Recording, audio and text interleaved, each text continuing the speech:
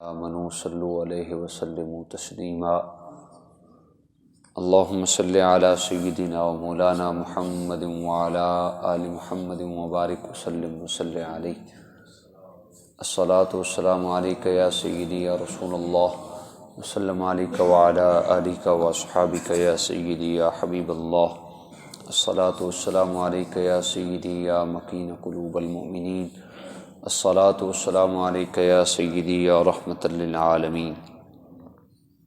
اللہ خلاق کائنات کی توفیق خاص اور اس کے پیارے حبیب مکرم جان عالم صلی اللہ علیہ وسلم کی نالین پاک کی برکت سے میں اور آپ نماز فجر ادا کرنے کے بعد درس حدیث سننے کی سعادت حاصل کر رہے ہیں۔ اللہ پاک ہم سب کو قرآن و سنت کا فہم عطا فرمائے، آمین۔ اس کے ابلاغ اور اس کی تبلیغ کی توفیق کے نور سے مالا مال فرمائے، آمین۔ اصلاح اعمال پر مبنی فرمان مصطفیٰ صلی اللہ علیہ وسلم کے حوالے سے گفتگو چل رہی ہے۔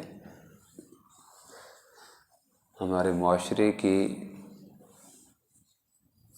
بگاڑ کے جو بنیادی اسباب ہیں جس کی وجہ سے معاشرے کے اندر فساد برپا ہوتا ہے، بگاڑ پیدا ہوتا ہے، ان میں سے ایک چیز، ایک سبب تکبر کرنا بھی ہے۔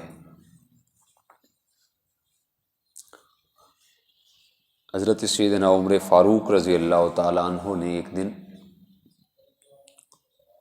آپ ممبر پہ براجمان ہوئے، لوگوں کو مخاطب کر کے ارشاد فرمایا، لوگوں عاجزی اختیار کرو اور تکبر کرنا چھوڑ دو، اس لیے کہ میں نے حضور جان عالم صلی اللہ علیہ وسلم کو یہ فرماتے ہوئے سنا ہے کہ جو بندہ اللہ کی رضا کے لیے عاجزی کرتا ہے اللہ پاک اس کو بلند فرما دیتا ہے، اللہ پاک اسے عزتیں عطا فرماتا ہے۔ اپنی طور پر وہ اپنے آپ کو بڑا کم تر سمجھ رہا ہوتا ہے، چھوٹا سمجھ رہا ہوتا ہے، لیکن لوگوں کی نظر میں اللہ پاک اسے بلند فرما دیتا ہے۔ پھر فرمایا، لوگوں تکبر کرنے سے بچو، اس لیے کہ تکبر انسان کو ذلت و خواری کی پستی میں ڈال دیتا ہے، ذلیل و خوار کر دیتا ہے، اور پھر جو تکبر کرنے والا ہوتا ہے وہ اپنے طور پر اپنے آپ کو بڑا سمجھ رہا ہوتا ہے، لیکن نتیجہ کیا نکلتا ہے کہ اس کا اینڈ یہ ہوتا ہے کہ مشکات کے حوالے سے میں یہ حدیث پاک کوٹ کر رہا ہوں، اس کا اینڈ یہ ہوتا ہے کہ اللہ پاک اسے کتے اور سور سے بھی زیادہ تر ذلیل تر بنا دیتا ہے۔ تو اس وجہ سے اس کو ام الامراض کہا گیا۔ یہ تکبر جو ہے یہ جمی امراض میں سے ان کی امراض کی ماں ہے۔ تکبر جو ہے یہ برائیوں کی جڑ قرار دیا گیا اس کو۔ آپ ماشاءاللہ صاحب عقل سلیم بیٹھے ہیں، تکبر چند وجوہ کی بنیاد پہ کیا جاتا ہے۔ جہاں پہ علم ہوتا ہے تو علم کی وجہ سے بھی لوگ تکبر کرتے ہیں، حسن کی وجہ سے بھی لوگ تکبر کرتے ہیں، مال و دولت کی وجہ سے بھی لوگ تکبر کرتے ہیں، اور حسب اور نسب کی وجہ سے بھی لوگ تکبر کرتے ہیں، عبادت کی وجہ سے بھی لوگ تکبر کرتے ہیں۔ ہمارے ہاں آج کل کیا ہوتا ہے، جو 4-5 نمازیں پڑھ لے تو وہ بے نمازیوں کو تو کسی کھاتے میں گنتا نہیں، 4-5 کلاسیں میرے طرح پڑھ لے تو عام لوگوں کو تو وہ اپنے نقشہ خیال میں بھی نہیں لاتا۔ ان کی کیا حیثیت، میری کیا حیثیت، میرے پاس اللہ نے اتنا مجھے علم دیا ہے، یہ تو ان پڑھ ہیں۔ 5 نمازیں میں پڑھ لوں تو بے نمازیوں کو تو ہم سمجھتے کچھ نہیں، اور ایک دن صدقہ ہم کیا دے لیں تو باقی لوگوں کو تو کہتے ہیں یہ سارے ایسے ہیں، اللہ کا نیک اور مقبول اور محبوب بندہ تو میں ہی ہوں۔ مولانا روم رحمۃ اللہ تعالیٰ علیہ نے مثنوی کے اندر ایک واقعہ کوٹ کیا کہ بنی اسرائیل میں سے ایک بدکار شخص، گناہگار شخص اللہ کے کسی نیک بندے کی مجلس میں پہنچا تو اللہ کے اس نیک بندے نے اس کو تکبر کی نیت سے دھتکارنا شروع کر دیا۔ وہ اتنا عبادت گزار جس کے پاس وہ گناہگار حاضر ہوا کہ جب وہ چلتا تو آسمان کے بادل بھی اس پہ سایہ فگن ہو جاتے۔ اتنا اللہ نے اس کو کمال دیا، اتنا عروج دیا تھا عبادات میں، لیکن اس کے دل میں عبادت کی وجہ سے تکبر آ گیا، اس نے دھتکار دیا۔ اس کا دل، گناہگار کا جب دل ٹوٹا، شکستہ دل ہوا، وہ اللہ کے حضور گڑ گڑایا، رویا کہ یا اللہ میں اتنا گناہگار ہو چکا ہوں، اب تو تیرے نیک بندے مجھے اپنے ساتھ بیٹھنے بھی نہیں دیتے، میں اتنا گناہگار ہوں۔ نادم ہوا، پشیماں ہوا، پریشان ہوا اور اللہ تعالیٰ سے گڑ گڑا کر توبہ کی۔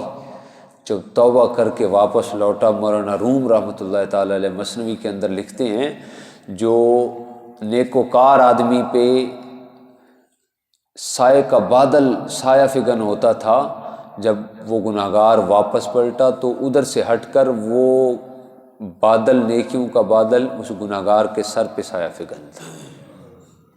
تو اللہ تعالیٰ کو تکبر والا کوئی جملہ بھی پسند نہیں ہے۔ تو ہمیں ضرورت ہے، اگر اللہ نے ہمیں علم دیا تو ہم اپنے علم کے اندر اخلاص پیدا کریں۔ اللہ نے ہمیں نمازی بنایا تو ہم اپنی عبادت کے اندر اخلاص پیدا کریں۔ اگر اللہ نے ہمیں دینے والا بنایا ہے تو سخاوت کے اندر ہم اپنا اخلاص پیدا کریں، دوسروں کو حقیر نہ سمجھیں۔ تکبر میں یہی ہوتا ہے نا، انسان سب کچھ اپنے آپ کو سمجھتا ہے، دوسروں کو کچھ نہیں سمجھتا۔ تو تکبر کو ام الامراض قرار دیا گیا۔ اگر انسان جو تکبر کرتا ہے، اللہ پاک اسے دنیا کے اندر ہی نیست و نابود کر دیتا ہے۔ شیطان کو نیست و نابود کیا گیا۔ اسی طرح دیگر اور بہت سارے واقعات موجود ہیں۔ حضرت عمر فاروق رضی اللہ تعالیٰ عنہ ایک دن آپ ممبر پہ براجمان ہوئے، وقت کے امیر المومنین تھے۔ آپ نے لوگوں کو مخاطب کرتے ہوئے ارشاد فرمایا، لوگو مجھے وہ وقت اچھے طریقے سے یاد ہے، میں تو قبیلہ بنی مخزوم کی عورتوں کی دیکھ بھال کیا کرتا تھا، ان کے گھر کے کام کاج کرتا، وہ مجھے چند کھجوریں دے دیتی جس سے میرا گزر بسر ہوتا۔ بس اتنا کہا اور نیچے اتر آئے۔ تو حضرت عبد الرحمن بن عوف رضی اللہ تعالیٰ عنہ کہنے لگے، اے امیر المومنین، یہ جملے دہرانے کی کیا ضرورت تھی؟ سوائے اپنی شرٹ کے اب آپ نے ان جملوں سے کچھ نہیں کمایا۔ تو حضرت عمر فاروق رضی اللہ تعالیٰ عنہ فرمانے لگے، اے عبد الرحمن بن عوف، تجھ پر تیری ماں روئے، میں نے ان جملوں سے بہت کچھ کمایا۔ پوچھنے لگے وہ کیسے؟ تو حضرت عمر فاروق رضی اللہ تعالیٰ عنہ فرمانے لگے، میں اکیلا بیٹھا تھا تو میرے نفس نے مجھے اس بات پہ مجبور کیا اور میرے دل کے اندر یہ بات آئی، اے عمر تم تو امیر المومنین ہو، تم سے افضل کون ہو سکتا ہے؟ تو لہٰذا اس وجہ سے میں ممبر پہ براجمان ہوا اور ممبر پہ اپنے نفس کو سزا دی کہ میں تو وہی عام سا شخص ہوں جو چند کھجوروں سے جس کی دیکھ بھال ہوتی تھی۔ آج اللہ نے مجھے جو عزتیں دی ہیں تو یہ عزتیں ہیچ ہیں، اصل میری حیثیت وہی ہے۔ تو فرمانے لگے میرے نفس نے مجھے اپنے آپ کو سب سے افضل گردانا تو میں نے اپنے نفس کو سزا دی۔ تو جب بھی ایسا معاملہ پیدا ہو تو ہمیں بھی چاہیے کہ ہم اپنے نفس کا محاسبہ کریں تاکہ آئندہ کے لیے یہ بیماری ہمارے نفس کے اندر، ہمارے دل کے اندر جڑ اپنی مضبوط ہی نہ کر سکے۔ اللہ پاک ہم سب کو اس ذمیمہ صفت سے محفوظ کر کے ہم سب کو عاجزی کرنے والا، انکساری کرنے والا اور تواضع کرنے والا بنائے۔ وآخر دعوانا الحمدللہ رب